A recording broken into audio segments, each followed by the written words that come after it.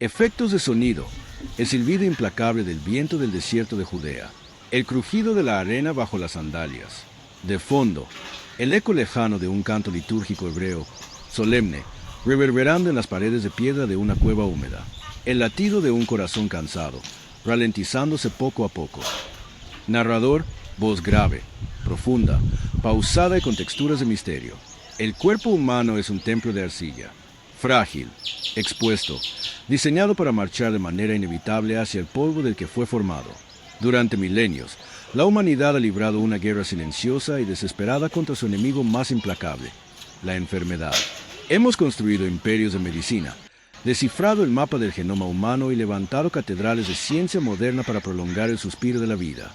Pero, ¿y si la clave definitiva para la restauración perfecta de la carne no estuviera en los laboratorios del futuro, sino encerrada en los pergaminos más antiguos del pasado? Corta A. El sonido de metal chocando con metal. El raspado de un buril sobre una lámina de cobre. En las profundidades del desierto, escondida entre las grietas de las cuevas de Qumran, un misterio fue enterrado hace 2000 años.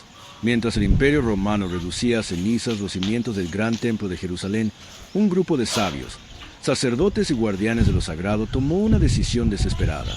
No solo ocultaron oro y plata, ocultaron un conocimiento que consideraban demasiado peligroso para caer en manos del invasor. Un conocimiento sobre la relación entre el espíritu, la materia y la sanidad del cuerpo. Para el ojo no entrenado, el Salmo 103 es simplemente un canto de alabanza dominical, un poema de agradecimiento que se recita de memoria en las iglesias del mundo entero. Pero para aquellos que custodian los secretos del templo, este texto es algo completamente diferente. Es una fórmula, un protocolo de restauración cuántica y espiritual codificado en el hebreo antiguo que promete curar la carne antes de que la física entienda cómo ocurre. Y sin embargo, decidieron ocultarlo. Lo sepultaron bajo capas de interpretaciones superficiales, metáforas espirituales y traducciones convenientes. ¿Por qué? ¿Qué? Temían los antiguos gobernantes y el hombre común descubría que la cura para sus peores plagas no requería de intermediarios humanos. Para entender el peso del Salmo 103, debemos despojarnos de la visión moderna del mundo. Hoy en día, vemos la enfermedad como un simple accidente biológico, un virus, una célula que muta de forma caótica, un fallo mecánico en el motor biológico. Pero en la antigüedad, el diagnóstico era infinitamente más profundo. El dolor físico era la sombra proyectada de una fractura invisible en la dimensión del espíritu. El texto original del Salmo 103, atribuido al rey David, un hombre que conoció la gloria del trono, la tortura de la culpa y la debilidad extrema de la carne, comienza con una orden directa e imperativa a uno mismo. Bendice, alma mía, a Yahvé, y no olvides ninguno de sus beneficios. Él es quien perdona todas tus iniquidades, el que sana todas tus dolencias. A simple vista, una declaración de fe ordinaria. Sin embargo, en el hebreo místico, la estructura de esta frase es un mapa anatómico.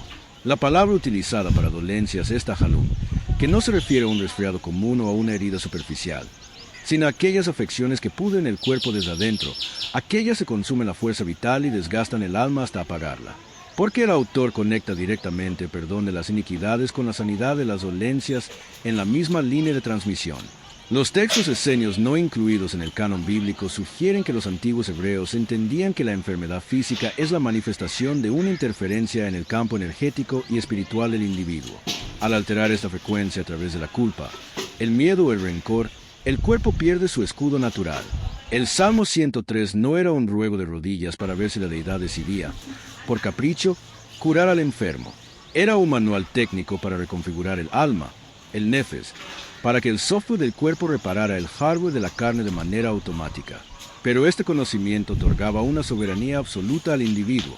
Y en un mundo gobernado por el control imperial y las castas sacerdotales que vivían de monopolio del sacrificio y la culpa, un hombre que pudiera autosanar a través de la frecuencia de la gratitud era un hombre que no podía ser controlado. Viajemos al año 70 de nuestra era. Las legiones de Tito rodean Jerusalén. El hambre, la peste y la desesperación consumen la ciudad. Los muros que una vez parecieron inexpugnables están a punto de colapsar. Dentro de los recintos sagrados, los sumos sacerdotes saben que el fin físico del templo es inminente. Pero lo que más les preocupa no son las vasijas de oro o los candelabros del santuario. Es la información. las bibliotecas secretas que guardaban la ciencia del templo, recetas de botánica mística, frecuencias de sonido utilizadas para la purificación de los enfermos en el altar y las claves ocultas de la Torá y los Salmos. Si Roma se apoderaba de estos textos, distorsionaría el orden de la creación para su propio beneficio militar o los destruiría para siempre para sumir al mundo en una era de oscuridad y dependencia del Estado. Fue entonces cuando se ordenó la gran retirada al desierto. Un grupo de guardianes huyó hacia el mar de Sal, llevando consigo los manuscritos en vasijas de barro selladas con brea. Entre estos documentos se encontraba una versión del Salmo 103 que difería sutilmente de las copias que el Imperio Romano y los escribas autorizados por el Sanedrín decidieron mantener en circulación pública. Sin embargo, es justo aquí, en la intersección entre la vibración del lenguaje antiguo y la biología del dolor, donde esta historia toma un giro mucho más oscuro.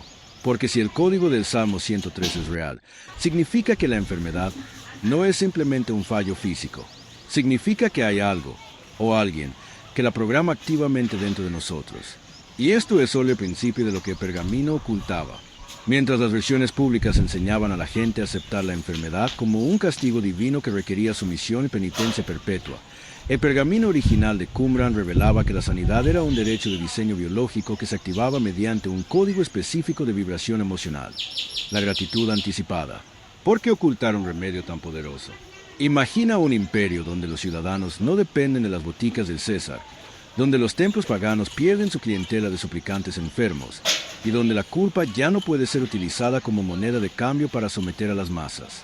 Un secreto de tal magnitud tenía que ser silenciado. Los traductores medievales y los teólogos imperiales de Bizancio se aseguraron de que el Salmo 103 fuera leído con un tono puramente alegórico. El sana tus dolencias, nos dijeron, se refería a la sanidad espiritual del alma en la otra vida, no a la erradicación del cáncer, de la peste o de la parálisis en el presente. Desconectaron el cable de alta tensión que unía la palabra escrita con la realidad física del cuerpo. Pero las anomalías en el texto hebreo siguen ahí, brillando como diamantes en la oscuridad para cualquiera que sepa dónde mirar. Al final de las estrofas del Salmo original, existen variaciones lingüísticas que la teología moderna prefiere ignorar. Fórmulas de entonación y palabras repetidas que actúan como llaves de acceso a la neurobiología del cuerpo humano. Los antiguos sabían que el sonido de estas palabras en su frecuencia original tenía la capacidad de alterar el sistema nervioso, reducir drásticamente el cortisol y activar los mecanismos de autolimpieza celular que la ciencia moderna hoy llama autofagia. Pero para que el mecanismo funcione, se requiere un elemento que la mayoría de los enfermos ha olvidado cómo usar. Un elemento que el enemigo de tu salud intentará arrebatarte antes de que pongas un pie fuera de la cama.